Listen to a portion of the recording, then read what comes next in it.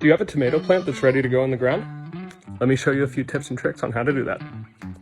So you want to make sure your tomato plant is large enough. Probably 6 to 8 inches is kind of where you want to start. This one here, 2 or 3 inches, seedling, definitely not ready to transplant. Next, you're going to want to cut off any flower buds and some of these lower leaves to expose some of the stem.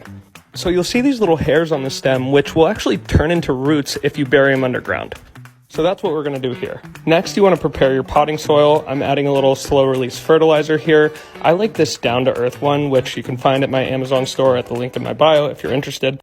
Get that all nice and mixed up with your high quality potting soil. I'm using a 7-gallon grow bag right here. You also want to give your soil a good soak before you transplant your tomato. This will help to reduce transplant shock when you're transplanting your seedling.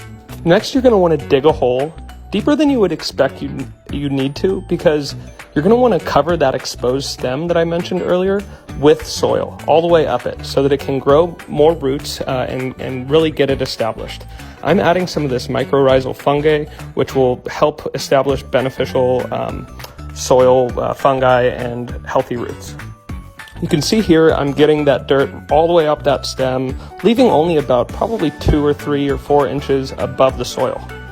I'm also going to add a stake to this and a tomato cage to help support the growth of the tomato plant. Always add a label so you don't forget what you planted where. I'm also going to cut off a few of these lower leaves that are kind of touching the ground or maybe touch the ground to prevent any bacterial or fungal infections. Next, I'm going to move the tomato plant to its home and water it in again real well. And here's the final product.